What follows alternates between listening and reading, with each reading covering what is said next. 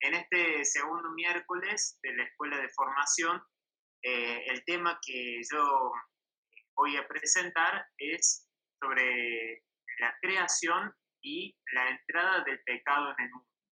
El título que yo le puse a esta charla es Dios crea y recrea por amor.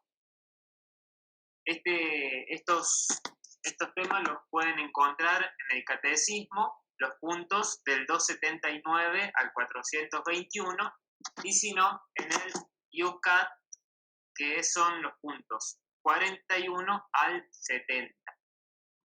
Yo les voy a ir también diciendo algunas citas bíblicas que, bueno, considero más importantes. Si ustedes tienen la posibilidad de anotarlas y después buscarlas, mucho mejor. Voy a tratar de que el tema, al darlo yo, sea lo más cristológicamente posible.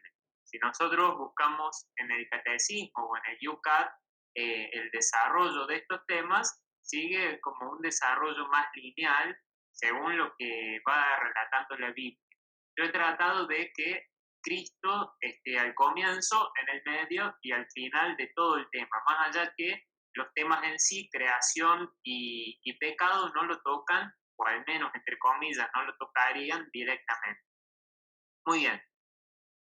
Primero quiero resaltar que Jesús es el Señor, por así decir, de todo el cosmos, de toda la creación. Encontramos que Jesús, según nuestra interpretación cristiana, ya se encuentra nombrado en el Antiguo Testamento como la sabiduría de Dios, que lo ha ayudado y acompañado en la creación del mundo. Jesús está por encima de toda la creación. Obviamente, como Hijo de Dios, está presente antes de todo lo creado. Es una de las personas de la Santísima Trinidad. Y antes de que Dios creara el mundo entero, ya tenía pensado la encarnación. Ya tenía pensado que Jesús viniera a habitar en medio de nosotros y nos salvara. San Pablo, en la carta a los Colosenses, capítulo 1, de los versículos 15 al 18, nos dice: todo ha sido creado por Él, por Jesús y para Él, para Jesús. Entonces, vemos que Jesús está en el comienzo de la creación, todo ha sido creado por Él y todo ha sido creado para Él. Está también al final de la creación. Entonces en Jesús tenemos unidad de comienzo y también unidad de fin. El mundo entero, podríamos decir que fue creado teniendo a Jesús como boceto, por así decirlo, ¿no? Y que es aquel que lo va a llevar a la plenitud al final de los tiempos. En Juan, en el prólogo de Juan, capítulo 1, encontramos cómo el evangelista hace como un paralelismo con el Génesis. En el Génesis encontramos la creación del mundo, como todos sabemos. Capítulo 1 y 2 del Génesis nos relatan la creación del mundo. San Juan, en el capítulo 1, hace como un paralelismo, pero introduce algunas diferencias bastante importantes. Sobre todo, nos centramos en los versículos del 1 al 4 y del 9 al 14. Ahí San Juan hace una referencia a Jesús y a la creación, pero ¿cuál es la novedad que plantea San Juan? El relato de la creación presentada por San Juan, está después de haber nombrado la vida intradivina. ¿Qué es esta vida intradivina? Esta relación que tenía la palabra, Jesús, con el Padre y el Espíritu Santo. Después viene la creación. Es decir, San Juan comienza desde un principio atemporal y en esto radica, su importancia en que presenta a Jesús antes de la creación, también para resaltar su supremacía sobre el cosmos, sobre todo el universo. Entonces, dice San Juan, todas las cosas fueron hechas por medio de la palabra y sin ella no se hizo nada de todo lo que existe. Se atribuye generalmente siempre a la persona del Padre el hecho de la creación. Pero como sabemos, está toda la Trinidad actuando desde el mismo comienzo de la creación, porque Dios es uno, pero es trino. Entonces también están el Hijo y el Espíritu Santo desde el comienzo de la creación. Entonces Jesús es presentado entonces por San Juan no solo como mediador de la salvación, sino también como mediador de la creación. Bueno, vamos ahora dirigiéndonos más al tema de la creación. A partir de lo que vimos recién, podemos afirmar que nuestra fe cristiana en la creación no es una identificación plena con la fe judía de la creación, no es como un copiar y pegar, sino que hay una gran diferencia porque a ellos, a los judíos, les falta el elemento central para nosotros, que es Jesús. Y uno de los rasgos sobre, digamos, la fe que tenemos nosotros los cristianos en la creación es el optimismo. No es un optimismo ingenuo, obviamente, pero nosotros tenemos este optimismo cristiano que se basa en la esperanza. Todo el mundo entero se dirige hacia la plenitud en Jesús. Más allá de que a veces parezca que el mal tiene más poder, más allá de que a veces parece que la creación está arruinada por el hombre, por el pecado, por todo lo que pueda pasar en el mundo, más allá de todo eso, los cristianos tenemos esta esperanza puesta en Jesús de que la creación entera va a llegar a su plenitud en Él. En algún momento, no sabemos ni cuándo ni cómo, pero tenemos esa plena certeza. Muy bien, en el catecismo se nos dice en el punto 286, la inteligencia humana puede llegar por sí misma a conocer que hay un creador, un Dios creador, que ha creado todo lo que nos rodea. Y esto tiene que ver con más la filosofía en sí misma. Y tiene que ver obviamente con realzar la inteligencia humana. ¿Por qué? Porque alguien nos podría decir, bueno, vos crees que Dios creó el mundo, pero porque sos cristiano, porque tenés fe. Y en realidad no. Cualquier persona, por más que sea atea o agnóstica, puede llegar a la certeza de que existe un Dios creador que ha creado el universo. Obviamente sin preconceptos y sin prejuicios, pero cualquier persona puede llegar a conocer que Dios creó el mundo. Ojo, dice Santo Tomás de Aquino, cualquiera puede llegar a esa certeza, pero después de mucho tiempo, después de mucho esfuerzo y con algunos errores. Nosotros, los cristianos, tenemos como una ventaja. Tenemos la palabra de Dios, la revelación de Dios, que nos dice de hecho que Dios creó el mundo. Muy bien. En este caso de la creación del mundo, es para nosotros importante el hecho de que Dios ha querido salir al encuentro de sus criaturas amadas. No solo Dios sale a nuestro encuentro creándonos, sino que también sale a nuestro encuentro revelando que Él mismo ha sido el creador del mundo. Y bueno, y surge la pregunta, ¿por qué fue creado el mundo? ¿Cuál es el objetivo que Dios tuvo al crear el mundo? Para esto hay que primero hacer una salvedad, hay que, digamos, dejar en claro un principio. Dios no crea el mundo porque necesite del mundo. Dios no crea el mundo porque el mundo le agregue algo. Dios no crea el mundo porque se quiera beneficiar del mundo.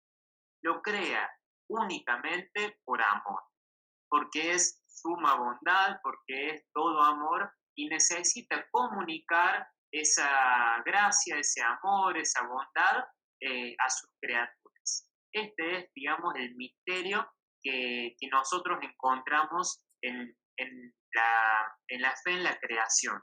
Dios crea el mundo y nos crea a cada uno de nosotros solo y únicamente por amor. Entonces, Dios quiere comunicarnos a nosotros esa gloria. ¿Y cuál es la gloria de Dios? La gloria de Dios es el hombre vivo. Vamos a desarrollar mucho más adelante de que el hombre es la obra más excelsa de la creación de Dios. obviamente, cuando decimos hombre, decimos varón y mujer, humanidad. Dice San Ignacio de Loyola al comienzo de sus ejercicios espirituales: el hombre es creado para alabar, hacer reverencia y servir a Dios nuestro Señor, y mediante esto salvar su alma. Y las demás cosas son creadas para el hombre y para que le ayuden a conseguir el fin para el que es creado. Es decir, acá San Ignacio de Loyola nos hace un resumen de todo el objetivo de la creación hecha por Dios. ¿Para qué fue creado el hombre? Para alabar y servir a Dios. ¿Para qué Dios creó el mundo entero? Para el hombre, y también para que le sirva al hombre ese objetivo de alabar y servir a Dios. Muy bien. ¿Cuál es entonces, por así decir, englobar el fin último de la creación? Así decir, dicho en otras palabras, que Dios llegue a ser todo en todo lo creado. Es decir, que Dios esté presente en todo lo creado, que Dios esté presente en nuestra vida y que en nuestra vida utilicemos todas las demás cosas para que nos ayuden a llegar a Dios. Ese es el objetivo más importante. Cristo, como dijimos al comienzo, es el principio y el fin de la creación. Como dijimos también, Dios pensó la encarnación desde toda la eternidad. Entonces, si quisiéramos resumir un poco, diríamos: la creación es para la encarnación, para que llegara el momento de que Dios se hiciera hombre y se encarnara y, como Jesús, diera su vida por nosotros. Y la encarnación entonces es para la salvación. Creación, encarnación, salvación. Todo esto Dios ya lo tenía pensado por su inmenso amor hacia nosotros. Bueno, vamos ahora al tema de la creación del hombre. Estamos siguiendo obviamente el orden ahora del relato del Génesis. Dios crea el mundo entero, vio que era bueno e inmediatamente Dios crea a Adán y Eva y vio que era muy bueno. Hace esta salvedad el Génesis, resalta que el hombre, el varón y la mujer son muy buenos comparado con la creación que ya era buena en sí. El hombre, como dijimos, ocupa un lugar único en la creación. Dios los crea a imagen y semejanza. Como explicó el padre Carlitos el miércoles pasado, el hombre es la única criatura capaz de conocer y amar a Dios. Y esto no es poca cosa. No es poca cosa que Dios nos haya creado con esta capacidad de libremente unirnos a Él, hacer alianza con Él, entrar en comunión con Él, nuestro Creador. Dios ha creado a la humanidad para que en algún momento compartiera su vida divina. Es decir, Dios pone a Adán y Eva en el paraíso, pero con el único objetivo de que en algún momento compartan su vida divina. Para esto fuimos creados. El hombre entonces es la cumbre de toda la creación. El relato del Génesis esto lo resalta porque Dios le da al hombre, por ejemplo, la oportunidad de ponerle nombre a las cosas. Y esto tiene que ver con su capacidad de dominar la creación. Y esto hay que también explicar.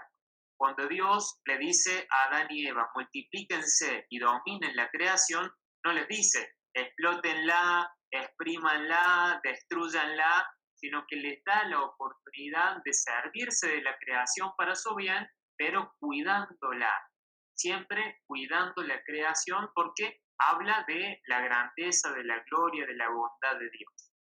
Y obviamente que todas las veces que destruimos la creación es contraproducente para la misma humanidad. Muy bien.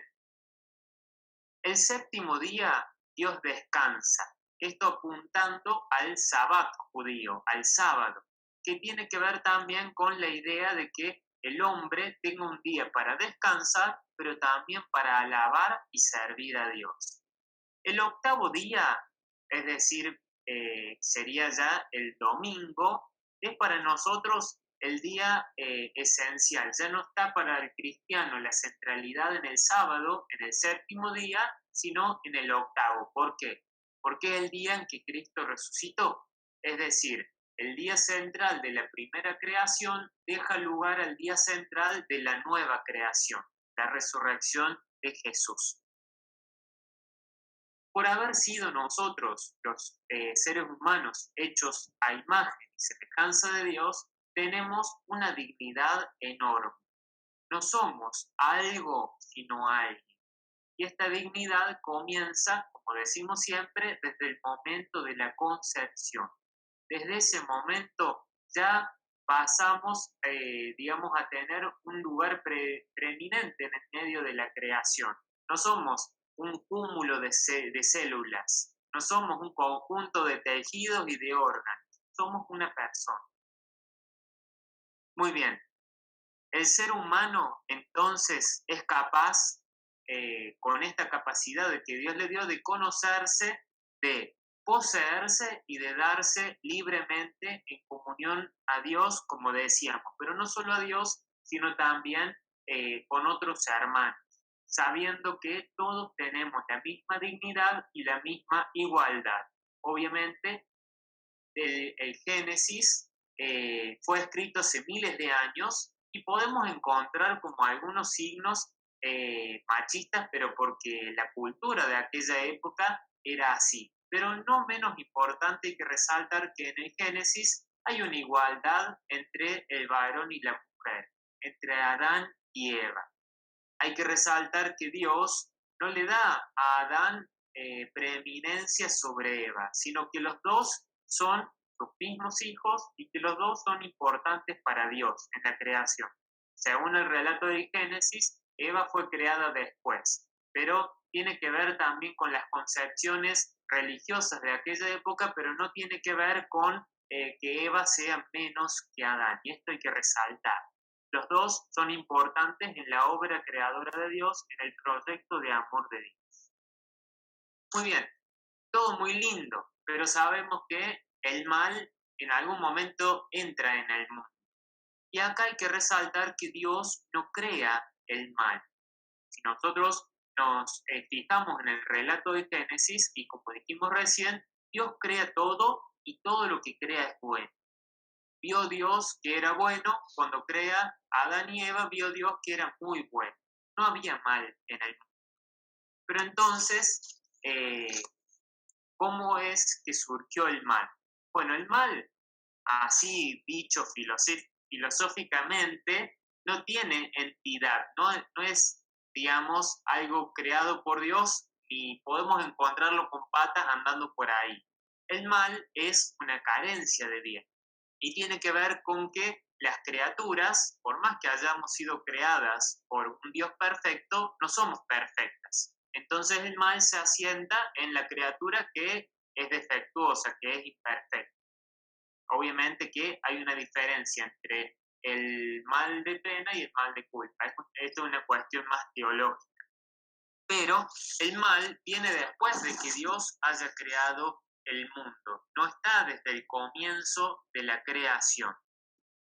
El mal de culpa, teológicamente hablando, tiene que ver con esto de que el hombre por sí mismo elige ir en contra de esta gloria de Dios que quiere comunicarse. El hombre libremente elige ir en contra de este proyecto de amor que Dios ha pensado desde toda la eternidad. Implica ir en contra de la voluntad de Dios. Muy bien, en el comienzo de Génesis, también en el capítulo 3, se nos comienza a hablar de la aparición del mal en el mundo. Si todo era bueno, ¿cómo es posible entonces de que apareciera el mal?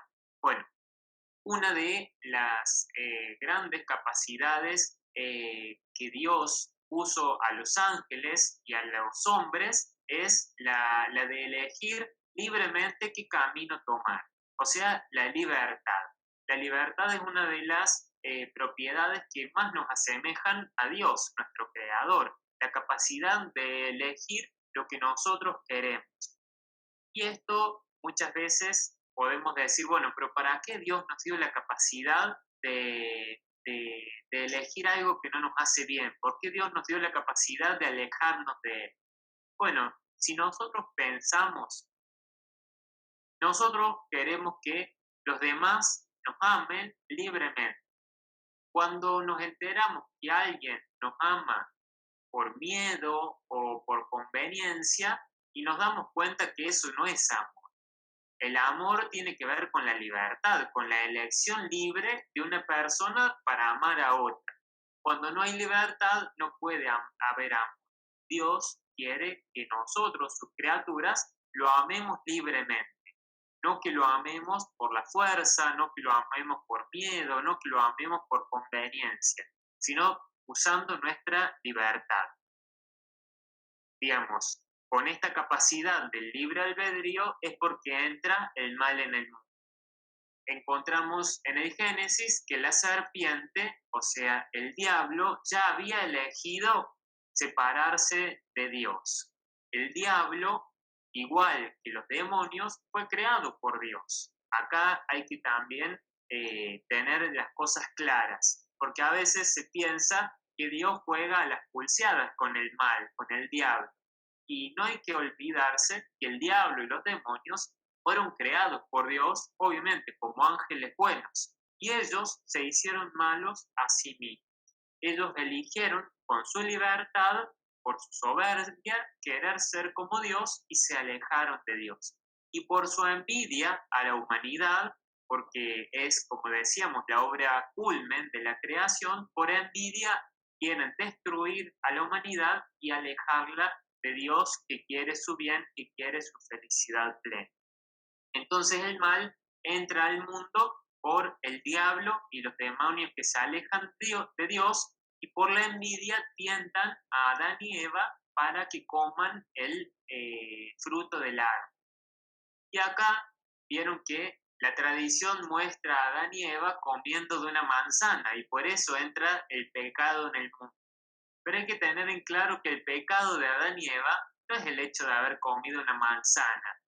Igual que si vamos nosotros ahora a la heladera y agarramos una manzana, no es que estamos pecando. ¿De qué se trata el pecado de Adán y Eva? Se trata de la soberbia, de querer ser como dioses. El diablo les plantea la posibilidad de que comiendo del fruto van a ser como dioses. Y el hecho de comer el fruto y ser como dioses no es solamente el hecho de querer ser como dioses, sino también desobedecer lo que Dios les había dicho.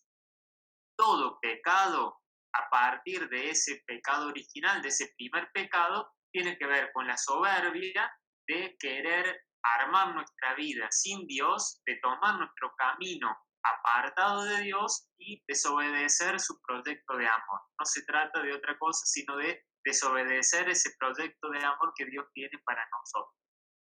Muy bien, entonces, de esa manera, con la tentación que les propone la serpiente, y por el hecho de que Adán y Eva comen del fruto, ahí entra el pecado en el mundo, el mal en el mundo, la muerte en el mundo. Nosotros podemos decir, esto va en contra del amor y de la misericordia de Dios, porque Dios creó el mundo con la posibilidad de que se destruyera, porque Dios creó el mundo con la posibilidad de que el diablo y que la humanidad echaran por tierra todo su proyecto de amor. Bueno, acá hay que explicar que Dios, en su infinito amor y en su infinita sabiduría, creó el mejor mundo posible, por así decirlo. El mejor mundo posible que siguiera su proyecto de amor. Y creó un mundo en estado de vía. Como decíamos, un mundo que en Jesús va a llegar a su plenitud en algún momento. Un mundo que ya ahora no es perfecto, sino que lo va a ser más adelante en Jesús.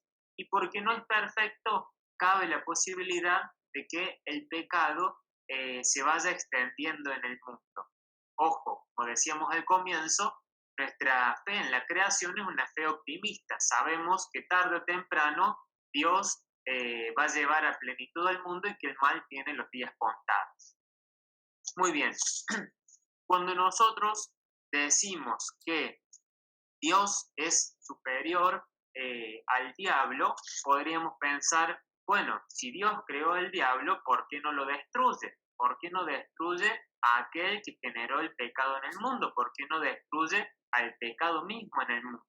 En primer lugar, porque Dios sigue respetando nuestra libertad humana y también a las criaturas que ha creado por amor. Y entre ellas entran el diablo y los demonios. Si Dios destruyera al demonio, que es malo, que tiene maldad en sí mismo, destruiría también la bondad que hay en esa criatura que Él ha creado. Como decíamos al comienzo, todo lo que Dios creó es bueno. Y eso iría en contra de su bondad, de su misericordia, de su amor infinito. Irían en contra de su esencia de Dios. Es por eso que Dios tiene pensado, no sabemos cómo ni cuándo, destruir el mal entero en algún momento, llevando la plenitud a la creación, pero en este momento no destruyendo el diablo, no destruyendo el pecado, sino dándonos la posibilidad a nosotros, con su gracia, de alejarnos del pecado libremente y libremente amarlo como Él nos ama a nosotros. Estamos entonces tocando el tema del pecado original. Tiene que ver el pecado original con, como decíamos, con el libre albedrío. Acá hacemos una diferencia. Por ahí nosotros decimos así generalmente es por culpa de nuestra libertad que elegimos el mal. Y en realidad hay que hacer una diferencia. El libre albedrío nos permite elegir entre algo bueno y algo malo. Elegir algo malo es un defecto del libre albedrío. ¿Por qué? Porque va en contra de nuestro fin último, que es unirnos a Dios, porque va en contra de nuestra felicidad, que es llegar a Dios. Entonces, el hecho de que podamos elegir el mal es un defecto del libre albedrío. ¿Y la libertad qué es? La libertad supone el libre albedrío, pero siempre es la opción del bien. ¿Por qué? Porque la libertad, como tiene que ver con esta capacidad de elegir las cosas, tiene que ver con nuestra capacidad también de unirnos a Dios.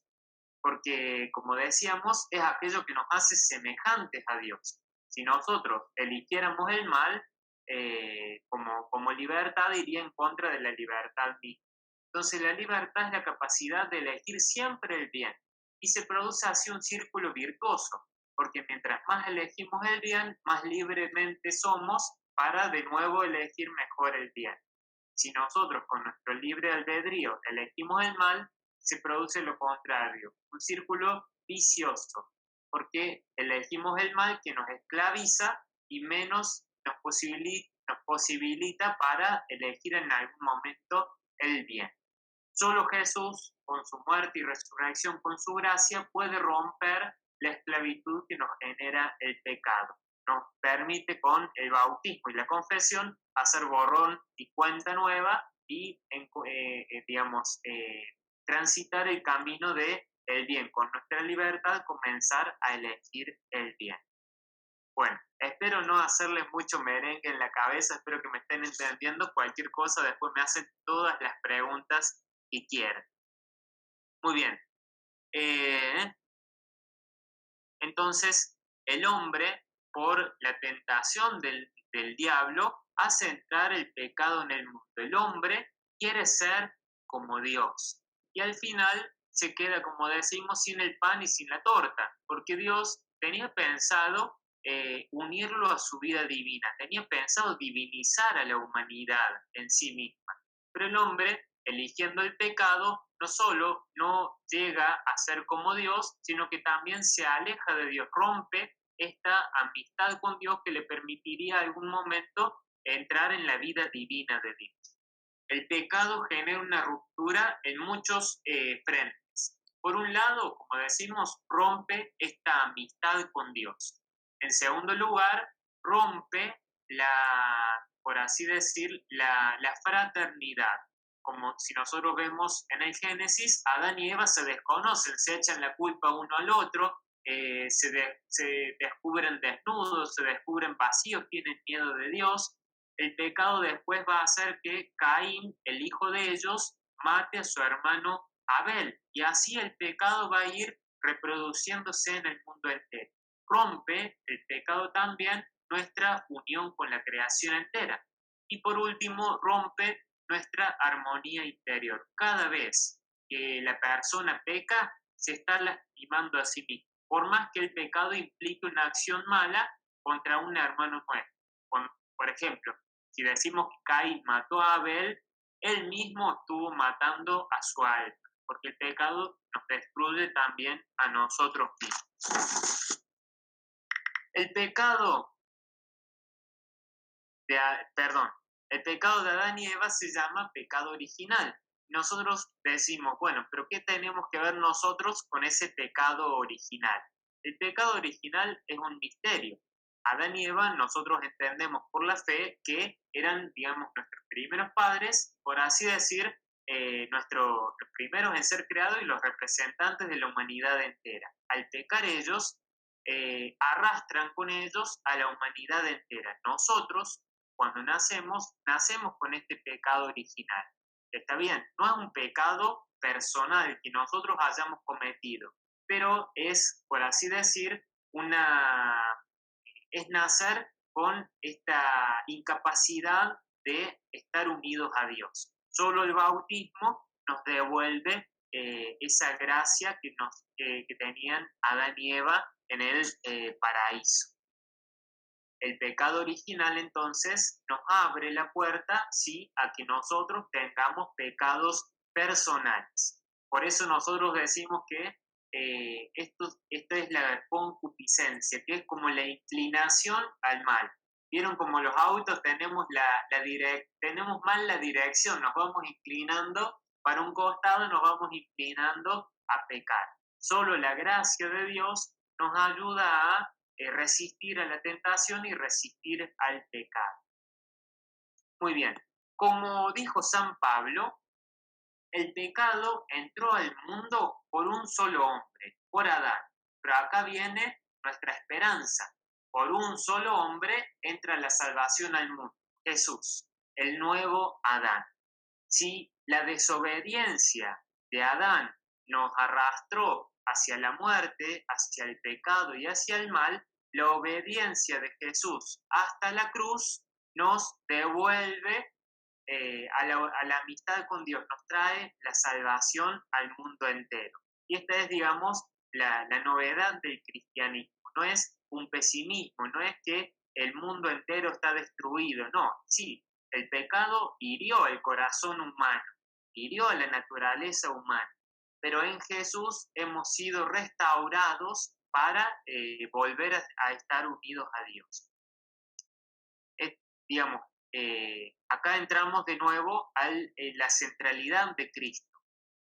Adán y Eva, cuando son creados, decimos que fueron creados a imagen y semejanza de Dios. ¿A imagen y semejanza de quién? A imagen de Jesús. Jesús es el hombre verdadero y el hombre pleno. Solamente Él, que es imagen de Dios e imagen del hombre, puede restaurar la imagen opacada del hombre por el pecado. Solo Jesús, con su muerte y su resurrección, nos alcanza la salvación limpiándonos de ese pecado original y de todos nuestros pecados personales. Muy bien, viene esta pregunta. Si Jesús murió y resucitó, si nos salvó y nos une a Él por el bautismo, que no es otra cosa que unirnos a su muerte y resurrección, ¿por qué seguimos pecando y por qué sentimos inclinación al pecado? Bueno, porque el bautismo borra todo nuestro pecado original, pero no borra nuestra libertad y no borra la posibilidad de que nos sigamos alejando de Dios, de que con nuestro libre albedrío podamos elegir el mal. Entonces, Dios constantemente nos va a llamar con sus palabras de amor y va a intentar darnos su gracia para superar el pecado, pero obviamente no nos va a obligar, como decíamos hace un rato, porque Él quiere que libremente lo amemos, no por obligación, no por coacción, no por miedo, no por conveniencia, sino solamente por amor. Entonces, Dice San Pablo, hacemos el mal que no queremos y no hacemos el bien que queremos. Por eso es importante que en nuestra vida cristiana siempre busquemos limpiarnos de todo pecado que tengamos y busquemos constantemente la gracia de la confesión. La confesión nos va a dar siempre la gracia no solo de borrar nuestros pecados, sino también la fuerza para afrontar nuevas tentaciones que quieran hacernos pecar. Acá también hay que hacer una salvedad. La tentación no es por sí misma pecado. Jesús fue tentado en el desierto por el diablo, pero no cometió nunca pecado. Podemos nosotros en nuestra vida ser tentados de hacer aquel o cual pecado, pero si nosotros no elegimos hacer ese pecado y no caemos en el pecado, por más que tengamos una tentación muy fuerte. En ese caso, es Dios el que nos estará sosteniendo con su gracia para que nosotros no sigamos esa tentación y no caigamos en el pecado. Muy bien. María, la mujer de la humanidad nueva, es la primera en beneficiarse de la victoria del pecado sobre el pecado que alcanza Jesús. ¿Por qué? Ella se benefició anticipadamente. Fíjense de lo capa que es la Virgen. ¿Por qué? Porque ella fue concebida desde la concepción, no tuvo ni pecado original y durante su vida no cometió pecado personal. Entonces ella ya se benefició de esta victoria de Jesús sobre el pecado, sobre la muerte, sobre el mal. Ella es, digamos, la que nos muestra el camino para nosotros los cristianos seguir por esta senda del bien. Nosotros eligiendo libremente el bien, acercarnos a Dios. Muy bien. La gracia de Cristo, entonces, y esto hay que resaltarlo, nos ha dado bienes mejores de los que nos quitó la envidia del demonio. Diría San Agustín, feliz culpa que nos mereció tan gran redentor. Es decir, obviamente Dios no quiso jamás que entrara el pecado del mundo y ojalá nunca hubiera entrado, pero Dios tenía pensado desde toda la eternidad el momento en que Jesús se encarnara y nos salvara. Por eso hay que tener en cuenta que la salvación de Jesús no es un volver de cero al momento en que estaban Adán y Eva, sino que la salvación que nos vino a traer Jesús, la creación nueva que viene con Jesús es mucho mejor que la creación primera. Dios redobla la apuesta. Dice San Juan Crisóstomo, perdimos el paraíso, pero en Jesús ganamos el cielo. Y esto es también una gran diferencia y un gran punto para esta esperanza cristiana. Voy terminando con el tema, así no me voy tan largo y ustedes me pueden hacer preguntas. Hasta ahora todo muy lindo, pero el mal sigue en el mundo, la muerte sigue aparentemente libre, crece la pobreza de muchos, la riqueza de pocos, crecen las injusticias, estamos en medio de una pandemia, a veces sufrimos las catástrofes naturales. Entonces, ¿dónde queda la salvación que vino a traer Jesús? Podemos caer en un pesimismo atroz o renovar nuestro optimismo cristiano basado en la esperanza. No dejar de ser realistas, pero no dejar de confiar en Dios. Y acá voy a invitarlos a que ustedes lean detenidamente el capítulo 8 de la carta de San Pablo a los romanos. Acá San Pablo nos va a dar los motivos para esperar en Dios con toda esperanza. Los versículos 1 al 4 da el primer motivo. Dice, en Cristo Dios nos ha liberado del poder del pecado y de la muerte. Ya nos liberó, ya Dios destruyó el pecado y la muerte. ¿Por qué sigue el mal en el mundo? ¿Por qué el diablo sigue suelto? Y eso tiene que ver con la sabiduría infinita de Dios y un misterio de Dios que nosotros en este momento no podemos terminar de comprender, pero sí sabemos que es, digamos, para el bien de este proyecto de amor que Dios tiene para el mundo entero. No sabemos cómo ni cuándo Dios definitivamente va a terminar de destruir el pecado, el mal y el demonio, Pero sí sabemos que, como decíamos al comienzo, el mal tiene los días contados. El segundo motivo, en el versículo 13, San Pablo dice que el efecto de la presencia del Espíritu de Jesús en nosotros es que con Él hemos recibido a Cristo viviente y ya en esperanza estamos resucitados. Es decir, ya desde ahora estamos gustando la resurrección de Jesús y ya en esperanza sabemos que un día vamos a resucitar con Jesús. El tercer motivo de nuestra esperanza va de los versículos 14 al 17.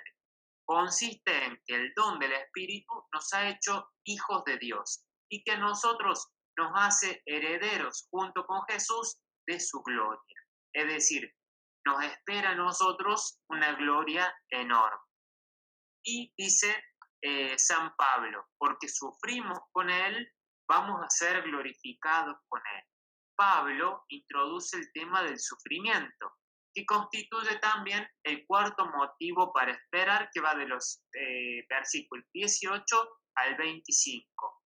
Introduce el tema del dolor. El tema del dolor no opaca la certeza de la esperanza, sino que la ilumina y la profundiza. ¿Por qué?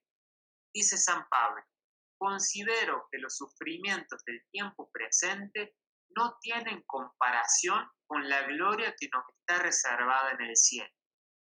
Y San Pablo introduce acá también a la creación misma. Dice, la creación gime y sufre dolores de parto. Y esta imagen es importante. ¿Por qué? Porque son dolores, sí, pero de parto. No son dolores de un agonizante, de un enfermo que se está muriendo. Son dolores de un parto, es decir, dolores que abren paso a la vida. Son dolores que abren hacia algo nuevo. Son dolores que sirven para renovar nuestra esperanza. ¿Por qué ahora sigue el mal en el mundo? ¿Por qué ahora sigue el dolor? ¿Por qué sigue el sufrimiento? No lo sabemos, pero sí sabemos que son dolores de parto.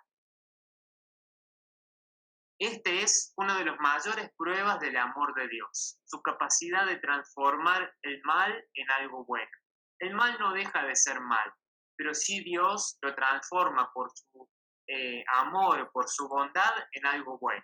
La mayor prueba de esto lo encontramos en la cruz. El peor mal que haya existido sobre el mundo es que la humanidad haya rechazado al Hijo de Dios, que la humanidad haya crucificado al Hijo de Dios. Y podríamos preguntarnos, ¿pero Dios no podría haber evitado que Jesús sufriera en la cruz? ¿Dios no podría haber evitado que Jesús fuera crucificado y muriera en la cruz? Sí, lo podría haber evitado. Pero si fue crucificado, si fue rechazado, si fue muerto en la cruz, fue para poder también resucitar. Esta es la capacidad de Dios de transformar una maldición, una cruz, en una bendición, la salvación en la resurrección de Jesús. Muy bien. El proyecto de amor, entonces, que Dios tuvo desde toda la eternidad, llega a plenitud en Jesús, como decíamos al comienzo. Y termino con esta cita bíblica, Apocalipsis 21, de los versículos 1 al 6. Dios nos tiene preparados un cielo nuevo y una tierra nueva, donde el mar, entiéndase mal, no existe más. Jesús hace nuevas todas las cosas. Él es el principio y el fin. Muy bien, espero que hayan entendido algo. Espero que no haberles hecho mucho merengue en la cabeza. Y bueno, ahora háganme las preguntas que quieran. Yo tengo una. Bueno, Me quedé en esto del pecado original, sí, que es una cosa que siempre me dio vueltas, digamos, la idea de esto de morder la manzana, ¿no es cierto? Que fue un pecado de soberbia. Y vos dijiste que esa soberbia era que Adán y Eva quisieron ser como Dios. En realidad ese fue el pecado original, querer ser como Dios. Entonces, si yo soy un buen cristiano, cumplo todos los mandamientos, voy a misa, qué sé yo, bueno, soy un buen cristiano, cumplo, ¿sí? Cumplo, pero acomodo esos mandamientos a mi condición, a mi situación personal, familiar, bueno, de cualquier tipo. Por ejemplo, digo, eh, no, sí, yo voy a misa, pero voy a misa cuando tengo ganas, cuando lo necesito, cuando tengo tiempo. eh, bueno, sí, hay que amar a Dios sobre todas las cosas, pero claro, cuando uno no tiene tiempo, le tiene que dedicar tiempo al trabajo, a la familia, no lo, no me acuerdo de Dios, ¿cierto? Entonces, bueno, me estoy haciendo una religión en mi medida, o sea, estaría haciendo un pecado de soberbia, Sí, hoy en hacerme una religión a la medida mía. sí, Jesús es lo que le critica a los fariseos. Vieron que nosotros encontramos en la Biblia muchísimas críticas a los fariseos. Los fariseos eran, por así decirlo, el otro extremo, eran súper religiosos. ¿Pero qué habían hecho? Habían acomodado la religión a sus conveniencias. Habían como armado su propia religión, basados en la palabra de Dios, basados en el Antiguo Testamento, en la revelación de Dios, pero la acomodaban a lo que a ellos les convenía. Por eso Jesús los critica. Los critica porque no buscan en el fondo a Dios, no buscan la voluntad de Dios, sino que se buscan a sí mismos. Cuando nosotros queremos tomar nuestra fe cristiana y adaptarla a nuestros gustos, a nuestros egoísmos, a nuestros caprichos, a nuestras conveniencias, y entonces no estamos, digamos, sirviendo a Dios, sino que nos estamos sirviendo a nosotros mismos. Entonces, no se trata de, en ese caso, de usar bien nuestra libertad, sino con nuestro libre albedrío elegir mal. Porque, como decimos al comienzo, nuestra felicidad está junto a Dios. Dice San Ignacio de Loyola, fuimos creados para alabar y servir a Dios, no para alabarnos y servirnos a nosotros mismos. Por ahí nosotros, es verdad que somos débiles, que somos pecadores, que nos cuesta ser cristianos, que nos cuesta ser fieles a Dios, que nos cuesta ir todos los domingos a misa, nos cuesta rezar. Dios lo sabe eso, Dios nos tiene misericordia, pero no quita que todos los días yo tengo que hacer el esfuerzo con la gracia de Dios de superar esas tentaciones, de superar los pecados, de morir a mí mismo para que Dios viva en mí. Aquella concepción de no comulgar porque estoy en pecado, un día un viejo curita dijo, no, se quedan con las ganas de comulgar y de comer a Jesús. Que en realidad hay un arrepentimiento. ¿Qué pensás, Marcos, de? Si hay un arrepentimiento. Bueno, Jesús, obviamente, como decimos, nos tiene una misericordia infinita. Y hasta el último segundo de nuestra vida, Él va a querer que nosotros nos arrepintamos y nos unamos a Él. Pero Él mismo ha puesto como medio para reconciliarnos con Él la confesión. Es decir, yo puedo sí estar muy arrepentido, yo puedo en mi oración pedirle perdón a Dios 1000 veces, pero si yo no me acerco a la confesión, no recibo, digamos, el perdón de Dios. Obviamente, Dios va mucho más allá de nuestros esquemas y va mucho más allá de nuestras concepciones. Él puede hacer lo que quiere, pero la forma normal que Él ha puesto, la forma de mediación que Él ha puesto para recibir su perdón y su gracia, es la confesión. Después, si uno realmente está en pecado mortal y no, para no poder comulgar, bueno, eso ya entra en la conciencia de cada uno. Yo creo que el sacerdote no puede decirle a una persona, no, vos no podés comulgar porque estás en pecado mortal. Me parece que, sobre todo hoy en día, en una época, ponerle que, bueno, era más común que el cura decidiera quién comulgaba o quién no. Hoy en día, y sobre todo con el pensamiento del Papa Francisco, cada uno en su conciencia sabe si está en pecado mortal o no en pecado mortal. Pero ¿cuál es el sentido último de no comulgar si estoy en pecado mortal? Para poder estar lo mejor preparado posible para recibir a Jesús. Es como estar todo embarrado y enchilado, después la palabra, y querer ir hacia una fiesta. Y la verdad que no, primero te tenés que bañar, cambiar y preparar para ir a una fiesta. Si querés recibir a Jesús, y tenés que tener el corazón más o menos limpio y preparado para recibir. Obviamente nadie está totalmente preparado ni limpio frente a Dios, pero hacer lo mejor posible. Y después, si tengo pecados veniales, pecados chicos, eso no me tienen por qué impedir comulgar. Cuando yo tengo pecados veniales, pecados más chicos, hago sí un acto de contrición que se llama, me arrepiento profundamente y recibo a Jesús en la Eucaristía. Claro, Marquito, me refería a esa última parte, no el que tiene una concepción de no confesar porque sí, sino porque circunstancialmente puede haber sucedido a último momento y que sea venial. A eso me refería de no privarse, sabiendo que es un pecado chico.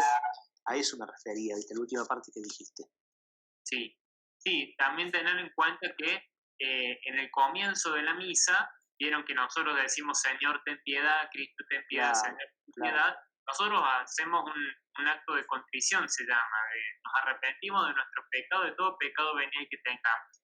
Y además, la misma Eucaristía borra el pecado venial que haya en nosotros, no los pecados mortales, pero sí los pecados veniales, porque el inmenso amor de Jesús en la Eucaristía borra esos pecados veniales. Obviamente, mientras más en gracia estemos con Dios, mucho mejor, pero porque se trata de nuestra felicidad y se trata de unirnos cada día mejor a Jesús.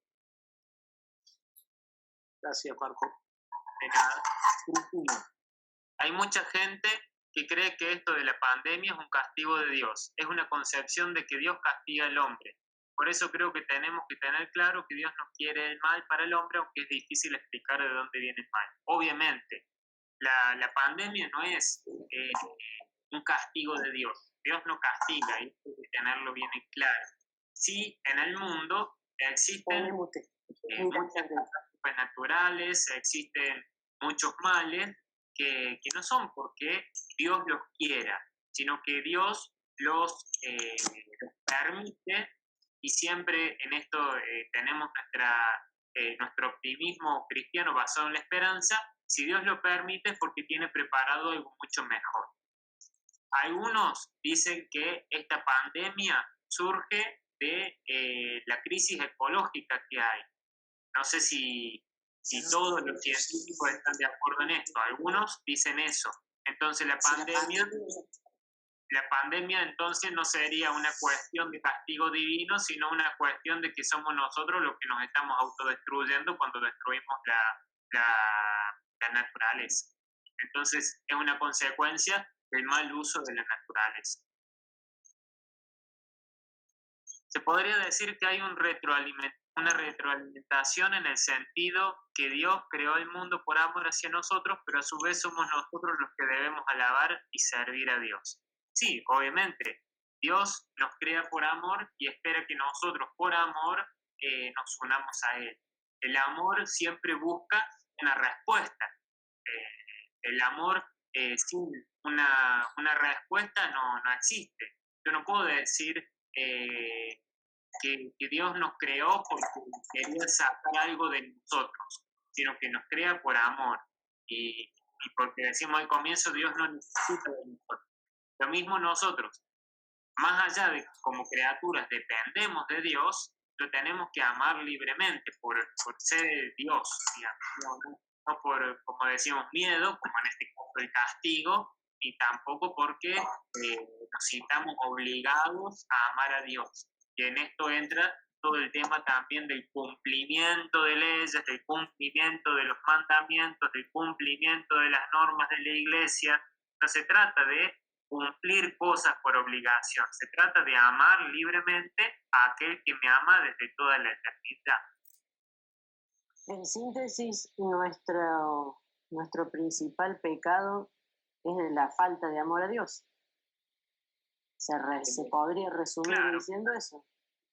Sí, el pecado es, digamos, buscar nuestro provecho, buscar nuestro beneficio, alejándonos de Dios, sabiendo que Dios nos permite, nos da la posibilidad de amarlo a Él y al mismo tiempo darnos la felicidad que buscamos. El pecado es buscar esa felicidad pero sin Dios, y obviamente nunca la vamos a encontrar sin Dios, porque es Él el que nos ha creado y el que nos ha hecho para unirnos a Él. Entonces, iríamos en contra de nuestro bien. Es la paradoja del mal y del pecado.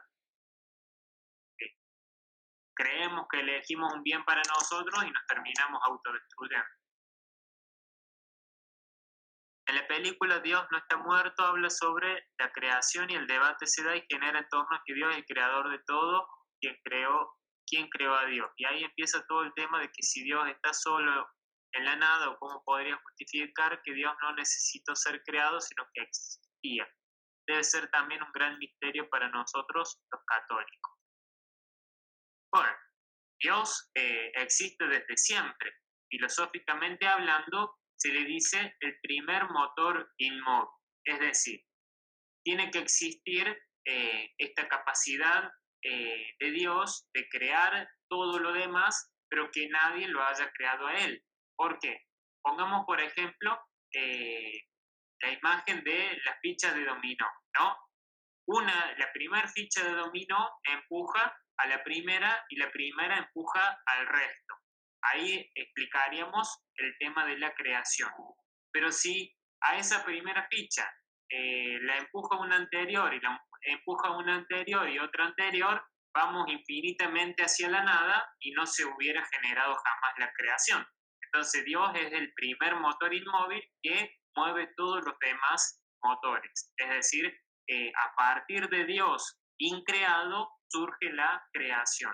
Esos son por ahí sofismas o cuestiones de lógica barata de decir quién creó a Dios o por qué Dios no creó algo más poderoso que a sí mismo. Son cosas ilógicas que se refutan a sí mismas, no tienen sentido de ser.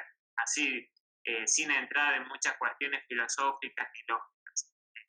Me parece que aquel que no quiere creer que Dios exista, y bueno, capaz que sea difícil convencerlo con toda la filosofía y la lógica del mundo. Personalmente, lo que más me cuesta aceptar es el sufrimiento ante la pérdida de un ser querido, más allá de saber y conocer por la razón todo lo que vos explicaste. Sí, obviamente, el dolor en el mundo no tiene, digamos, una manera de soslayarlo, digamos. No se puede ocultar el mal en el mundo, no se puede ocultar el pecado en el mundo, no se puede ocultar el sufrimiento. Pero por eso mismo necesitamos que Dios nos ayude con su gracia a superar. Sabemos que el sufrimiento en el mundo tiene como origen el pecado, tiene como origen nuestra decisión de alejarnos de Dios. Bueno, ¿de qué manera podemos solucionarlo y volver a acercarnos a Dios? ¿De qué manera podemos solucionar el pecado y volviendo a la amistad con Dios, que es como debería haber sido desde un comienzo? Es la explicación cristiana. Después, siempre como cristianos nosotros tenemos que recurrir al consuelo, a la paz y a la fortaleza que brotan de la resurrección de Jesús. Para eso Él resucitó, para comunicarnos su espíritu y su vida plena. Una cosa que yo no toqué, pero pensé que ustedes lo iban a preguntar, es el tema del Big Bang, es el tema del evolucionismo.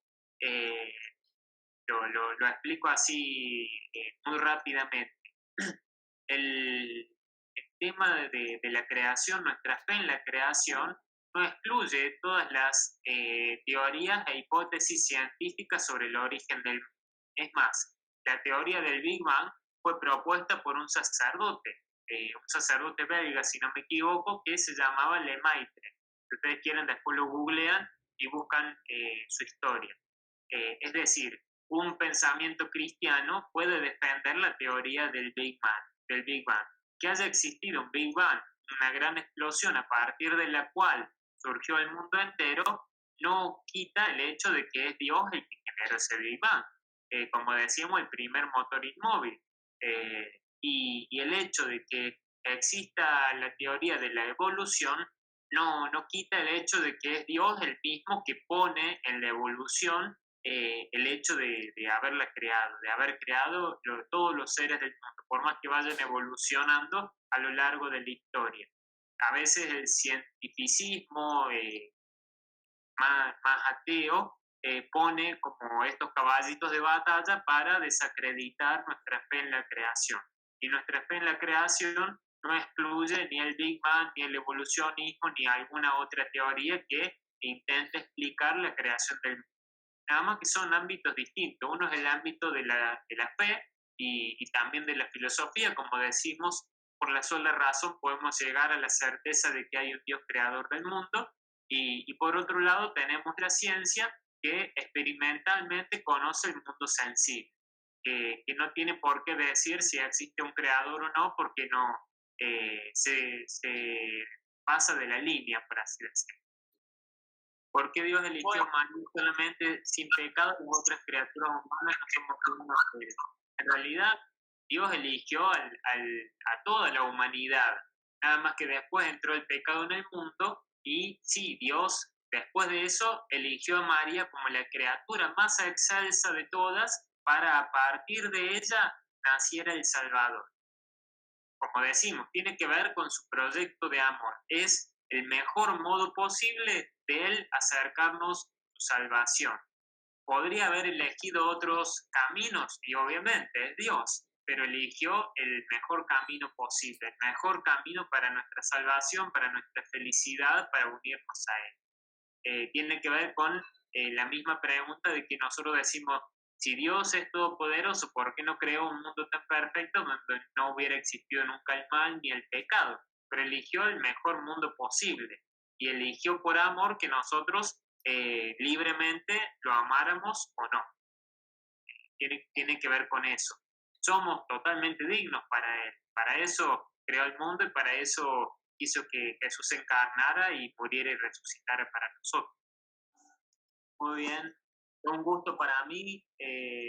Espero que este tiempo de pandemia, de cuarentena, que podamos aprovechar lo mejor posible y poder hacer esto. A mí también me encanta, puede ser útil de alguna manera, hace sentir también contento. Muy bien. Que el Señor esté con ustedes. Que la bendición de Dios Todopoderoso, del Padre, del Hijo y del Espíritu Santo descienda sobre ustedes, sus familias, y permanezca para siempre. Amén. Muy bien, podemos quedarnos en paz.